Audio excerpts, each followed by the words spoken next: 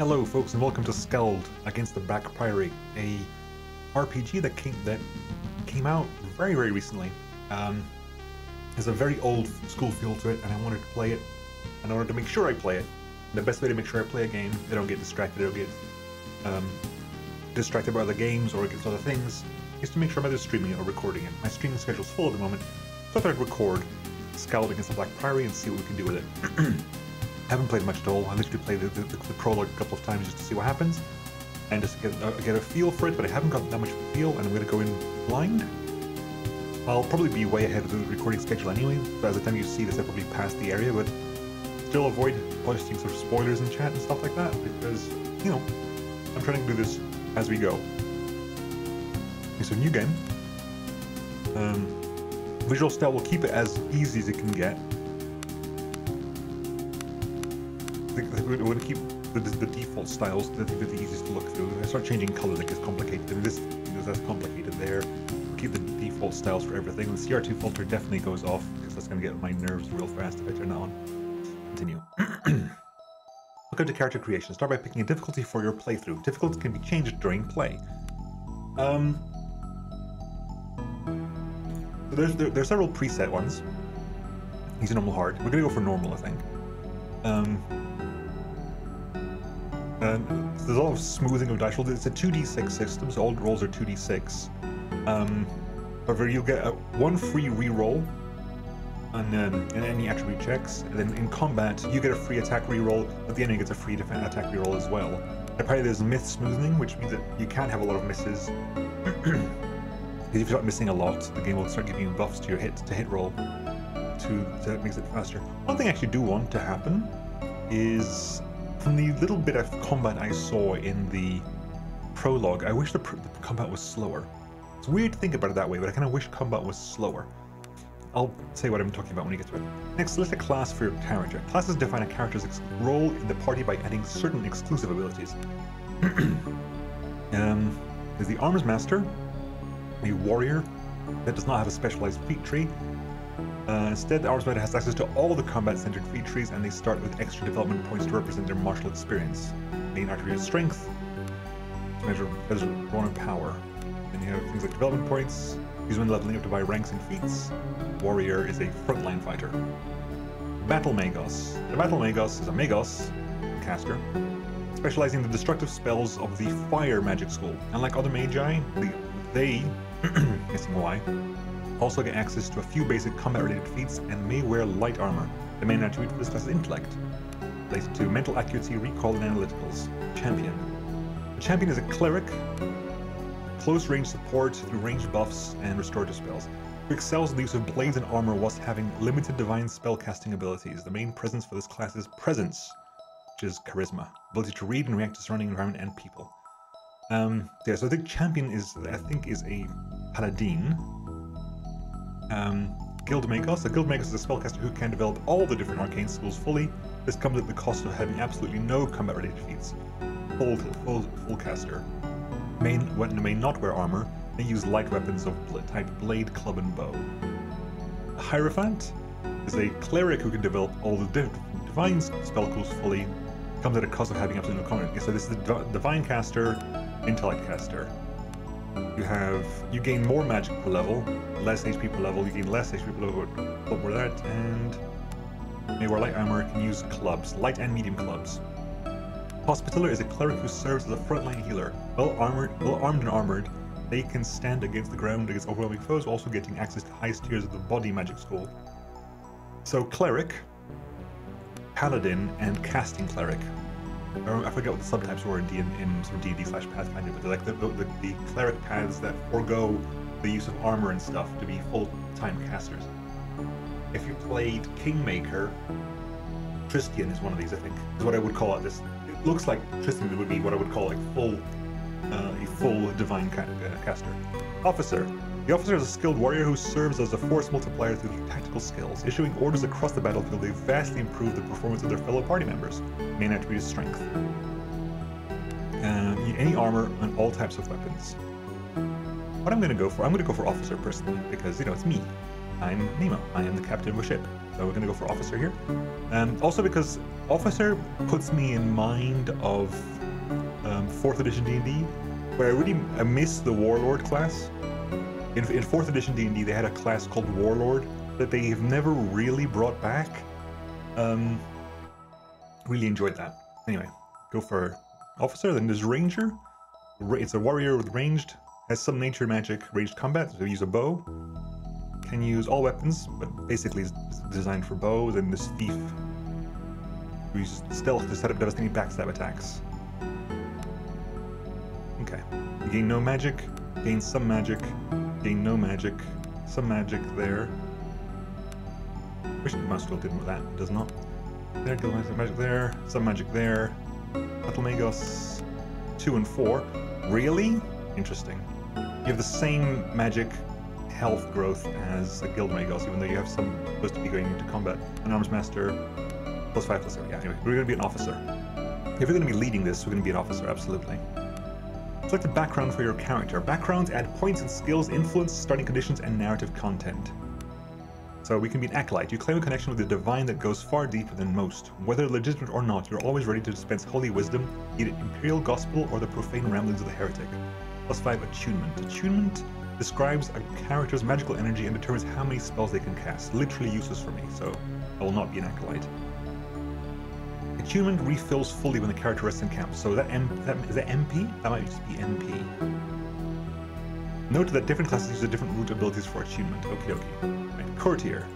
Your time spent kissing noble arses has made you a master of navigating the cutthroat politics of the imperial lay courts. So different backgrounds, noble backgrounds. Awareness. The ability to notice small details and hidden things, and diplomacy. Diplomacy is used to lie, bargain, or sway others in negotiations. It influences prices and merchants. Criminals. You're a criminal. The Empire's team with Underworld with a special knack for getting in and out of places you shouldn't be. Stealth and thievery. Stealth, whether they notice you. Thievery, pick locks and pockets while steal from shops. Ex-legionary, a member of the old breed, forged and tempered by the hardships of soldiering. You now belong to the ever-growing fraternity of fellow men and women with scarred bodies and broken minds who roam the Empire in search of a quiet piece of land to call home. Just a flat-out carrying bonus. I like the story behind the ex-legionary, I like the concept, but it wasn't something a bit more meaty than just a carrying bonus. Guilder. Like so many of the Empire's young and promising, you were recruited into guild service at a fairly early age. As the saying goes, work for the illustrious guilds tends to leave you with gold in your purse and blood on your hands. +1 to crafting, +1 to diplomacy. Also tempting. Noble. An individual of old blood, you learned long ago that wealth and connections tend to open doors that are otherwise closed to filthy masses. Diplomacy and lore. General knowledge skill. Sailor. You've heard all the call of the mother maelstroms, and salt water now runs in your veins. Whether on the deck of the Guild or Caravel or manning the sails of a meager fishing sloop, you feel most at home when you're at sea. Possibly we will go for it. I'm tempted to go with this. I also want to go to... The thing is, like, I always kind of want the face of the party, the head person of the party needs to have the charisma skill, so might be going for something that has diplomacy. Courtier, possibly, because it gives you awareness and diplomacy.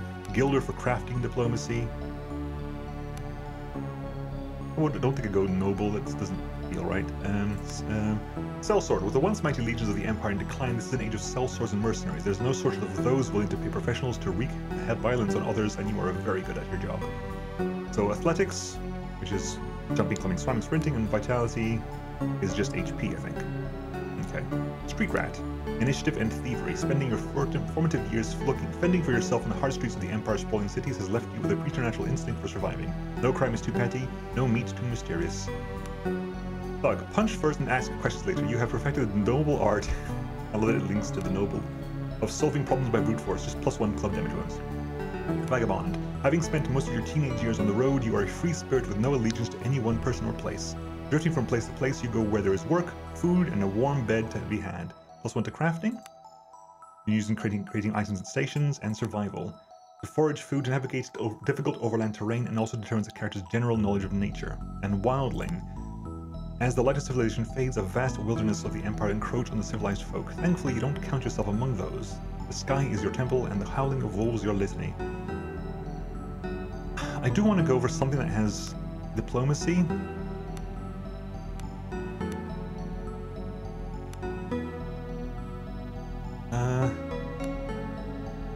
Warrior merchant. Go for a courtier. We're a courtier. We spend time kissing ass. We have diplomacy and we also have awareness. I mean, continue. Distribute points to your primary attributes and skills. These go a long way toward defining your character mechanically. Okay, so we have here, we have agility, which influences stealth, thievery, crit chance, initiative, how soon you go in combat, ranged to hit and dodge, ability to avoid incoming attacks based on and other reflex-based dangers. In other words, this determines how hard a character is to hit. Then you have fortitude, which gives you vitality, which is HP, wounds. It represents serious injury to the character. Wounds are much harder to recover than characters. So I guess there's 2 levels of HP. Then there's vitality and wounds. Survival is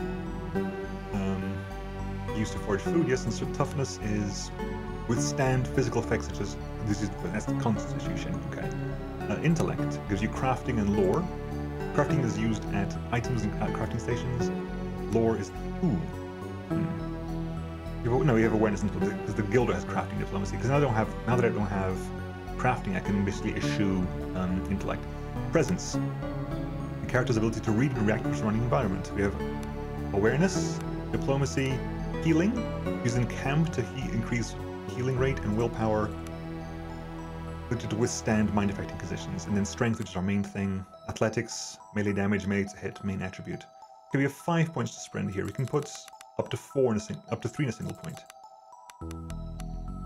I think we max out strength and put the rest into presence, I think. Or do I do that? That's I don't like doing that. I do not like doing that. It feels bad to put these behind, so I'll put 1 point into fortitude. I'll go 3, 3, 2 and fortitude there. Our skills: athletics, awareness, crafting, diplomacy, healing, lore. We've seen all of these before. We've got 6 points. I'll put 2 points into diplomacy, point into awareness, 2 points into athletics, and a point into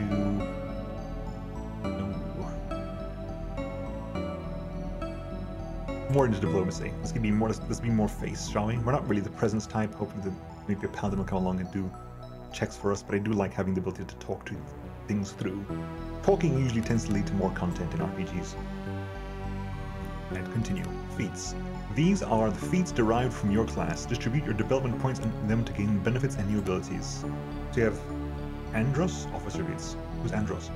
Arms mastery. 1 rank gives you melee accuracy, plus 1 melee to hit. 3 ranks gives you range accuracy, plus 1 range to hit. 6 ranks gives you precise strike, which is a maneuver. It gives you a very accurate attack. Okay. Then you have Bred for War, increased athletics, increased toughness, and second, making it that plus 1 to athletics, plus 1 to toughness. Targets the character themselves, removes conditions with attack, bleeding, and heals 3 to 6, plus magical aptitude, vitality. Okay, we can't provide this. And then you have leadership, increased diplomacy by even more. Inspiring kill. When killing an opponent in armed or unarmed melee combat, all allies who witness the kill get the inspired condition for 1 turn. Inspired is +2 to hit, +2 range to hit. Okay. So any people who witness the kill get +2 to hit for 1 turn. Okay, and then forwards. Targets all allies. Allies get lesser haste and inspired. You have 7 points to spend, so we'll put 1 into leadership to give you increased diplomacy. 1 into arms mastery, which gives melee accuracy. 1 into Bred for War. Do I want to go into Bred for War? Can't go with this. Leadership expert. Of course, we level 5. Okay, so what do you have? You have Axe Initiate, which gives us Axe accuracy, plus 1 Axe hit bonus in Wild Swing, which is an attack with +4 bonus to damage. Okay, then you have Shield Initiate, which is shield training, +1 to shield use, added to dodge when using a shield. 3 ranks is Phalanx. While wielding a shield, get a dodge bonus for adjacent allies. Bonus is +1 per ally up to a maximum of the Phalanx attribute value. Use typically 2. If wielding a shield, you get a dodge for each adjacent ally up to your Phalanx value. This means that you do not get any such bonus if your bonus is 0. Okay, so you definitely want that. That gives you increased Phalanx down there. Okay. And then Sword Initiate, Blade Accuracy, Blade Damage. That has accuracy, that is accuracy damage. We take by this that axes are just inherently do more damage but are less accurate than blades. Therefore, this gives you 2 accuracies to compensate for the weak accuracy, which gives you a bit more of a spread. And thrust and parry, execute an attack and adds defending, adds status tag defending. The status tag defending indicating that the character spends their entire combat fighting defensively. They take no other actions and add their defense bonus attribute to their dodge attribute when making defense rolls. Okay, cool. Put a point there. Put 2 more points there to get inspiring kill. If you kill something, everyone gets better, and it gives us 3 points to go. 3 points is blade accuracy and blade damage.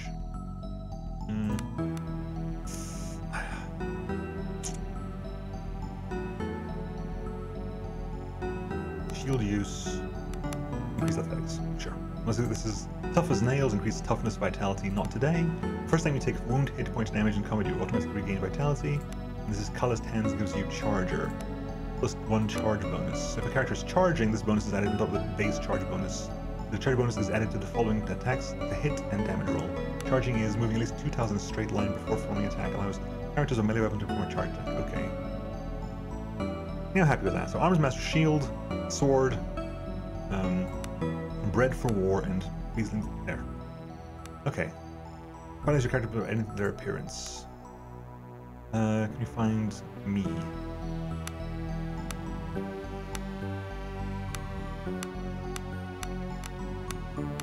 Not a lot of choice, I think, so I think we're going to go for you. It's not great, but it's the best we've got. Hairstyle. Oh, it's just, okay, it's just hairstyle in there, so how can you match this? That's right. Facial hair, you do have facial hair color. Can you change the hair color? Nice, that's black, okay. Facial hair. That's double? I can't tell. Not enough pixels. Skin tone, that's about right. Main color. Oh, it's me, isn't it? So, let's see. I want to kind of...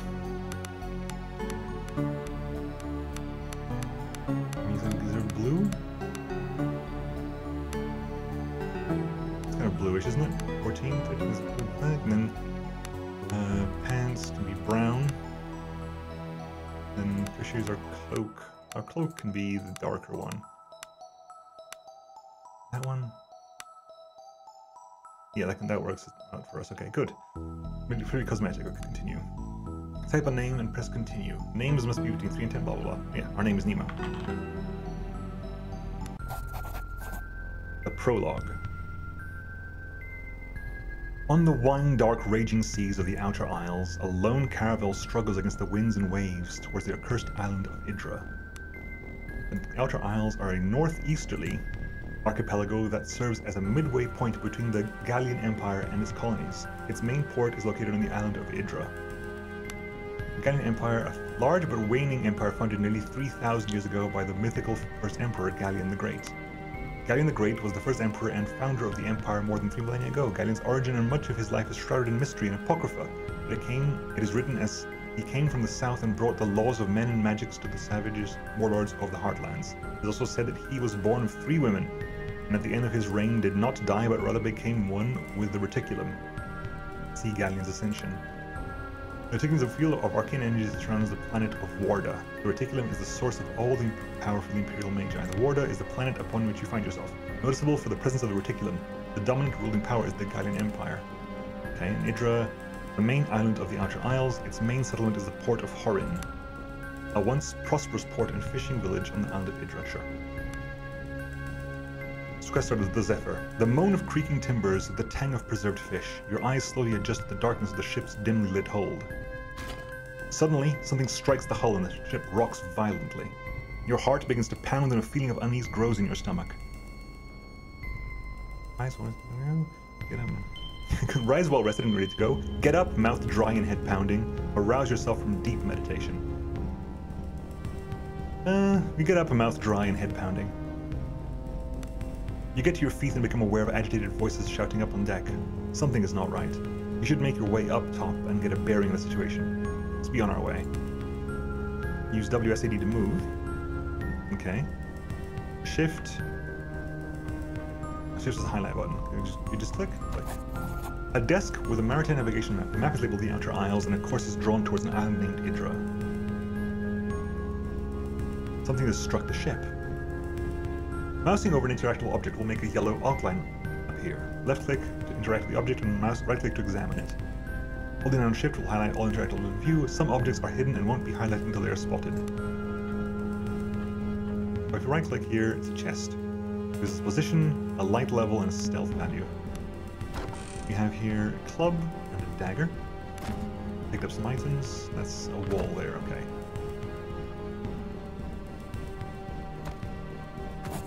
To your surprise, you realize that this door has been locked from the outside. It doesn't budge. Perhaps you could slip the lock with a thin blade or use something to smash it. If you've not already done so, you must equip a weapon. Press E to manage your equipment. Click on items and examines it. Double click on items to use them. For weapons and armor, this means they'll become equipped. Okay, as E. So we have ourselves, we got some 10 gold, a light club, melee light club blunt, accuracy plus 0, damage 1 to 3, crit 1.5. We have dagger, accuracy of 0, damage 1 to 2, crit 3. I'll put a dagger on that. We're blade focused, aren't we? We're focused on blades, so we get additional accuracy with that, I suppose. Exit. To your surprise, you realize that this door has been locked on the outside. Doesn't budge, blah blah blah. Use dagger. You slip the dagger through a gap in the door and lift the bar that was locking you in.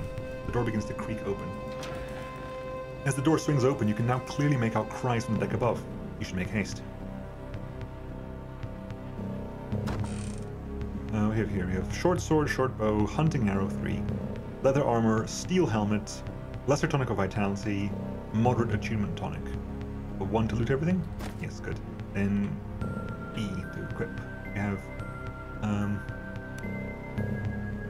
okay, so this is a good comparison. So 1 to 6 damage versus 1 to 2. Our crit is lower though, but go for that. Short bow. Can I equip this? Can I equip the bow as well? Hunting arrow, armor piercing. I do. Armor, soak. Soak is a measure of damage absorption. It is usually conferred by armor. Some creatures also have a natural soak due to thick hides. For every physical attack scored on a character, the damage is reduced by a random amount ranging from 0 to the character's combined soak. See also armor piercing. An armor piercing attack ignores the target's soak value. Okay, so we'll put that. So soak of 1 in encumbrance. How much it encumbers you. Different item slots affect different skills. Armor affects dodge, stealth, and athletics. Headwear and helmets affect awareness. Gloves affect thievery. Footwear affects stealth. Examine the different attributes. Okay, cool. So encumbered armor lowers your dodge, stealth, and athletics. Encumbered headwear lowers awareness. Encumbered gloves lower. Okay, so let's put that. Encumbrance of 1. Is that going to cover that? So that's my traveler's garb. Rough but functional woolen clothing. Our soak is between 0 and 3, and our encumbrance is -1, our dodge is now 0. And that is soak 2 as encumbrance of 1, so it lowers my awareness by a little bit. We have gloves, feet, shield, necklace, belt, and no idea what that is. Okay, good. Exit. Oh, we're wearing armor and a helmet, nice. Okay, can I? Ah, cool. I spotted something. What did I spot? Torch. You stop dead as you narrowly avoid stepping in a rust-red puddle. The stench of blood fills your nostrils, and you look around in the dim light with holes. You realize someone, or something, fought for their life here. The same moment the thought hits you, a hiss sounds from the shadows. You squint towards the shadows as a hunched, feral-looking form slowly slinks forward. Tiny, disgustingly human-like hands, yellow fangs, and a grotesquely dexterous pink tail leaves no doubt of the creature's rodent nature. Though, as it emerges from the shadows, it becomes abundantly clear that what may have started life as a common shiprat has now grown into something that has no right to exist. A second hiss sounds behind you as the abominations lunge at you. Attack. In combat, characters act in the order of initiative. You can view the initiative order by using the initiative widget on the left side of the screen. Mousing over the widget makes it pop out. Note that mousing over a name will make that character's outline flash on the battlefield. The widget on the lower right represents characters' action points. The yellow pips represent movement points, the violet pips represent attacks. You can move a number of tiles and each combat equal to your movement and attacks, but spending attacks to move means you won't have that attack that turn. This is a good way to moving extra far. Okay. Performing an attack will clear out all remaining movement points. In other words, attacking will end the character's turn in most cases. Pressing shift in combat brings up the tactical overlay and makes it easier to see the exact positioning of characters in the inline grid. In the settings menu, you can toggle the tactical overlay to be always on during the player's turn. To the last. Okay, so tactical. Deploy party. I get to choose where I'm starting. If I fall back, they've got to come for me, don't they? Interesting. Let's fall back. Let them come for me because they can't move there and there, so I'll have to do a begin combat. So we're here. So we have 3 movement points and an action point. So this is perform attack, no spells available, no maneuvers available, consumables, pass turn and defend, open inventory, hold action until the end of the turn, view combat log, repeat last action. View combat log? Okay. Exit. We will hold action and see, let them come to us. Okay, combat log. This is the problem. I've now found the combat log. This is interesting because it's really difficult for me to see what was happening there. So round 1. Use triggered ability, weakly infections. Your armed attack may cause diseases in the target. Rabbit hits Nemo. Melee to hits 2, defense roll modifiers 2, so it's 2d6 plus 2 versus my 2d6. Or we both rolled 6. Then infect, use infect, weakly diseased. Excuse an attack, adds conviction, weakly diseased. Add status tag disease, -1 agility. The status tag indicates the wearer is affected by 1 or more diseases. And I took damage 1. Incoming damage 2, armor soak, reduced damage by 1 piercing. Okay, cool. They moved up. Can't use the range weapon. Okay, they got that. There you go. Rabid Rat is vitality 5, wounds 3, soak 1, dodge 1. So, critical hit. Inspiring kill. Okay, let's see this then. So, come on, look, round 1, round 2. No, kill me again. Hit Rabbit Rat. Ability to hit 5 and a hit bonus 1. So I had a +6 to my roll. They had a +1 to the defense roll. I took a bunch of damage. It's critical. Ooh, what classifies as a critical? Yeah, good point. What's a critical hit mean? For each successful attack, there's a chance the hit is upgraded to a critical hit. This percentage chance is equal to the crit chance attribute. If the critical hit is confirmed, the damage is dealt is multiplied by the crit. Okay, so it's just a flat percentage chance that you get a crit. Separate to the attack roll. So we hit you for that. 9 is a injured leg. Because it was wounded. Is now dead anyway. Inspiring kill. I'm inspired, but my inspired ended because the turn ended. Then you hit me again, damn you. Then I just slash you. Okay, you do seem to move into the spot where you attack, making 131 XP. Rat's tails. Reagents. Use the infusion of cure disease. Rats are so ubiquitously despised throughout the Empire that certain merchants will pay a bounty for their tails, as will certain alchemists. Will do nothing much. Weakly diseased. Okay. What do we have here? Okay. 2 doors. We go left. That chest do it now. That chest? It is. We have your potatoes. Potatisa. Potatoes. Used in baked potato, farmer's omelette, fish stew, fried steak, fried mashed potatoes, roasted eel, salted fish, vegetable soup. It is said that potatoes alone can nourish a man's body indefinitely. The same cannot be said for his soul. Okay, exit here. Door. This is nice and dark. Let's go to the dark side. So, find move, action points, will, toughness. Got no dodge at the moment because of the armor. Stealth +0, light level 1. 4. You have contracted a disease from your fight with the rats. You may see what conditions are affecting you by opening the character sheet. Click on your portraits or press C to do so. Not all conditions are negative. Negative conditions can often be cured by magic or rest. This disease can be cured by a potion. Pick up and equip the lantern to search the area. Some containers are hidden until your character spots them. Okay, so that brings us to this screen. Okay, cool. So character attributes, that one. Inventory, yep. Feats, yep. Spells, no spells. Abilities. Maneuver abilities, triggered abilities, passive. Okay, fine.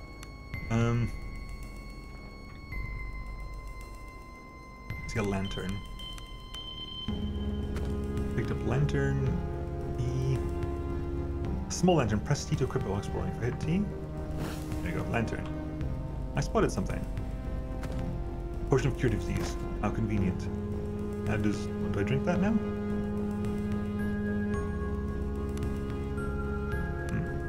Removes conditions with tank disease. How much is actually affecting me? -1 agility. Is it affecting me that much? Attributes. My dodge is currently -1 because of the. Because my agility is 0. I'm happy with that. I'll give it a shot. You emerge into the ship's lower deck. As your eyes adjust to the darkness, you become aware of a hulking figure standing in the shadows. Nemo, here at last, growls a rough voice. You freeze and listen carefully. Feeling jumpy? The brute growls with a smile. Roland, why are you skulking in the shadows? The brute chuckles. The shadows suit a face like this just fine. No matter, there is trouble and you're needed on the deck. Now. What for? What's all that noise? The island is in sight, but the damn Gulls refuse to land. They want to turn back. If we turn back, we lose our shot at the girl. And no one gets paid. Listen here, I know our boys better than most. We've hired them to go to Idra and kill. If we don't pay them, things will go bad quickly. But the sailors are bloody terrified. They claim something is hunting us. Let's go, for all the good it will do. Wait. There are a few sailors up ahead, rattled as a pair of rabbits. I had to make friends if I was suggesting. Is there a way past them? There are 2 doors ahead. Take the left and we should be able to sneak past them without any trouble. Anything else I should know? Let's just leave this and get off this bloody boat. Motioning for you to take the lead, Roland falls in behind you. From above, agitated shouts can be heard. You've added a new character to your party. Press Q or the character portraits to swap the party leader. Current leader's attributes are used for tests outside combat, such as awareness or stealth. Familiarize yourself with the attributes and abilities of your party members and have the right character take lead depending on the circumstances. When a new member joins the party, they level up to your current level. Because of this, we now see a level up icon on your new member's portrait. This icon will show up whenever a character is ready to level up. Double-click the character portrait to begin leveling up. So you are Roland, an arms master. Attributes. You're going to 2-2-4. Bunch of athletics, survival, and a little bit of thievery. Inventory. Can I give you anything? You have a 2-hander heavy blade. You have the traveler's garb, and you've got some studded leather armor. Has a little bit higher soak for the same amount of encumbrance. Okay. Feats. 11 points to distribute here. Wow. Okay. So you have Red for War, which is the same as mine. Then you have Arms Mastery. We have Archery Initiate, Axe Initiate, Club Initiate, Shield Initiate, Sword Initiate, Two-Handed Initiate. Well, that solves that problem. So do melee accuracy there, heavy weapon accuracy there. Red for increased toughness, Charger. There's a 2 points. So your charge bonus is now +2. Right. This charge bonus adds on top of the charge bonus is already adds a charge bonus to your charge. Okay. Smashing charge is +1 charge. Yeah. Smashing charge. Your charges deal cause additional blunt damage. Okay. Heavy weapon damage there. Gives us 3 more to go. Increased toughness, increased vitality. There you go. You tank like crazy for us, please. Okay, so you can change who's in charge. So when we came up the stairs, I spotted something. What do you have here? A note is scrawled in crude letters. Cook! I cannot send another meal of salted fish. There is a limit to how long a man can live on salt potatoes and perklin. Take head or get a dagger in the eye for you cheap bastard. Okay. This is a crafting screen. To create new items, double-click ingredients in your inventory to place them in the workstation and press craft. If the recipe is valid, new items will be created. The recipe list in the left column represents known recipes. You will learn recipes by experimenting or by finding recipe books out in the world. Recipes that can currently be crafted are shown in green. Clicking a green recipe will automatically add all the necessary ingredients to the workstation. Crafting is dependent on the crafting skill. Crafting a valid recipe will always succeed, but depending on your skill and recipe's difficulty, there's a chance you may produce more than one item. Good! You can't fail crafting, you just are more efficient at it if the higher your skill is. Salted fish. Perklin, potatoes, and salt. I've got a crafting skill of 2d6 plus 1 versus difficulty 10 to produce a larger amount. Okay, so we haven't got... We got potatoes, that's about it. What's in there? Oh, Perklin. Ooh, are we gonna find the last thing remaining? Is it salt? What's this? This is a grindstone. Does that do anything for us? I don't know. Thieves' tools and some gold. Is there any salt anywhere? We haven't got any salt, have we? No. We got Perklin, we got potatoes. This is the left door, wasn't it? Left door. Press the hide button to go into stealth mode. The action buttons are also mapped to numerical buttons. Okay, so let's have a look down there. While in stealth mode, the stealth indicator becomes visible. A yellow indicator means you're in danger of being spotted. While your indicator is yellow, it will count down to 0%. When it reaches 0%, you are spotted and will become visible. Moving in lit areas and being close to other characters will make the counter go down very fast. Stick to shadows and avoid other characters. Your ability to stay hidden is dictated by your stealth skill. Increase the skill to stay hidden for longer. Wearing armor makes it harder to stay hidden. If the indicator turns green, it means you are no longer in danger of being spotted. Spending time in green areas will refill your stealth meter. Okay, so what do we have here? There are no weapons nearby to attack. Cast a spell. Hide. Pass a turn. View the journal. View the journal? Investigate what's happening in the Zephyr. Journal. Waking up factions. A lot of people here. Anyway, so we will hide. 100% stealth. 100% stealth.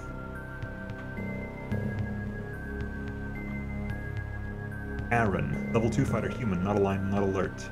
Precise strike, thrust and parry, second win. 50%, about 27%. We're out, at least. I spotted something. The staters stare at you wide-eyed and terrified. Dead Emperors! It's coming for us! It whispers to me! One of them draws a weapon with shaking hands. Get away from your diplomacy versus 10. Calm yourself, you're guild sailors! Nemo will automatically succeed the skill check due to having high skill score versus the difficulty. 2d6 plus 8 versus 10. Yeah, I cannot fail this. Roll dice. And I rolled a 12. Really? Damn, I rolled a 12 anyway. You bring glory upon thine ancestors. The men stopped dead in their tracks, seemingly shocked back from their momentary lapse of sanity by your words. The pair blinks towards you in a moment of indecision, and then, missing end, stumbles up to the main deck and the tumult that seems to be taking place there. Salt! Okay, we've got salt here. It's the stairs, it's the ladder up, isn't it? Yeah. Okay, so let's go cook first of all. Let's go get some crafting done. Salted fish. Craft. Clear. So we made 2 salted fish. Food value 7. Fisherman's best friend, preferably eaten with a mug of ale on the side. Okay. Is there a hunger meter somewhere? Vitality, wounds, attributes. I don't see a hunger meter anywhere. I know that one of the options when you start the game is to have no food.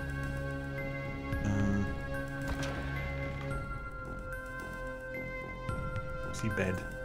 A shoddy wooden chest, 5 HP. Thievery 0 versus difficulty 10, athletics 5 versus difficulty 10. So 2d6 plus 5. I've got to roll at least a 5 on 2d6. Which is likely. What's your... It's like 6. You got slightly higher athletics, so you can force the chest open for me, please.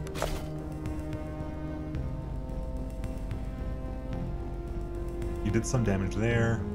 Again, please. Unlocked. Masterwork short sword and a buckler. Oh, please. Inventory. This is +1 to accuracy, +1 to damage. It's just a +1 sword. Okay, +1. Yeah, +1 there. Thank you. And then this gives you +1 dodge. My shield use, it adds to the shield use. Right, can I go back to attributes here? Dodge -1. But my dodge is currently +2. +2. So without this, it's 0. But it shouldn't be 0. -1, what's that +1 coming from? Is this only from gear? There's maybe a few from gear. If it's +2 from gear, if I take that off, my dodge is still +0. So if I put that on there, it says +2. If I put that on there, it's still +2. So that -2, -1. There's no plus there before. So is my dodge now?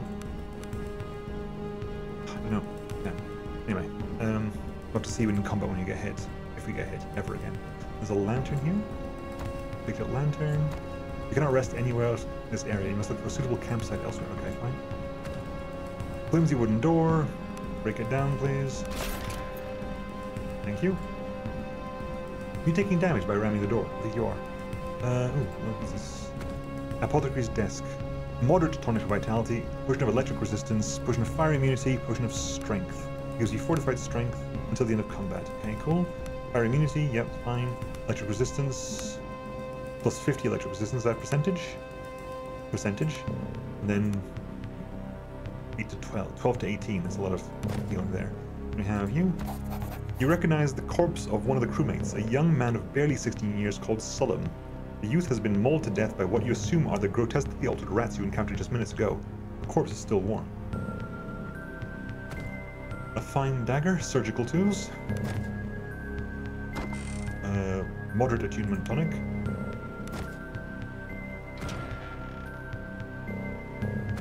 And brandy. Gives you fortified will and intoxicated. Intoxicated lowers your... Cool, and then fortified will. Cool. Gold. Surgeon's Journal.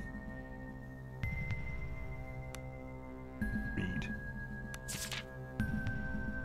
Is this long? Okay, this is kind of long, so... Written on the day of departure from the mainland. Left Atlas helm today with a full complement of passengers, mercenaries by the looks of it. Paid well. Ship was dispatched by Guild before we could fully restock medical supplies. Hopefully we don't need them. Then again, our passengers make me uneasy. Written 5 days ago. Brawl in the mess. Had to set nose. Men seem on edge. Can't say I blame them.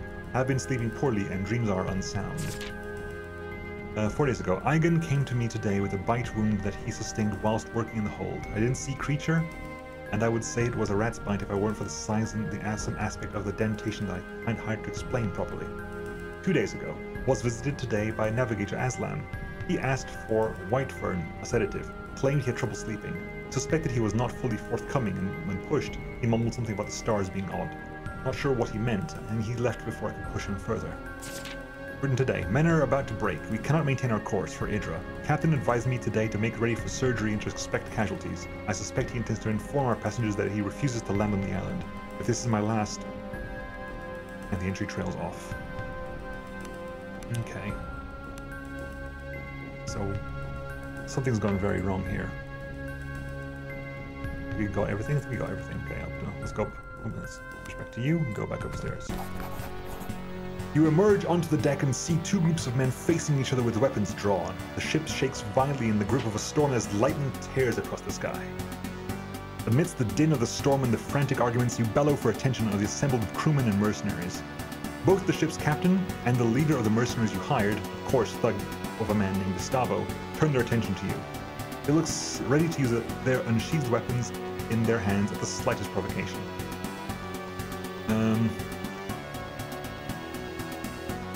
Let's address the mercenaries first. They're the ones that are supposed to be very bloodthirsty. The mercenary leader, Gustavo, flicks his dark eyes to you, but keeps his blade fixed on the desperate captain. There's a reason he's known as the Fireblood to his men. Gustavo, you'll get your money, but let me handle this. A cruel smile twitches into life on Gustavo's wind-weathered face. There's only one rich noble girl, but we can always find more sailors. The ship's captain bristles at these words. Captain, why have we not dropped anchor? Something dire stalks these shores. You cannot approach without risking the ire of that horror. A jittery mutter of agreement rises from the sailors, causing Gustavo's eyes to darken even further. What horror? What have you seen? Naught but glimpses. My men have seen the shadow of something deep in water stalking us. Nothing natural moves like that. Estavo glares murderously at the captain. You renege our deal based on a glimpse? There was a desperation in the captain's voice. We are seasoned sailors. We do not balk at shadows. You need to be alive to rescue this girl you speak of.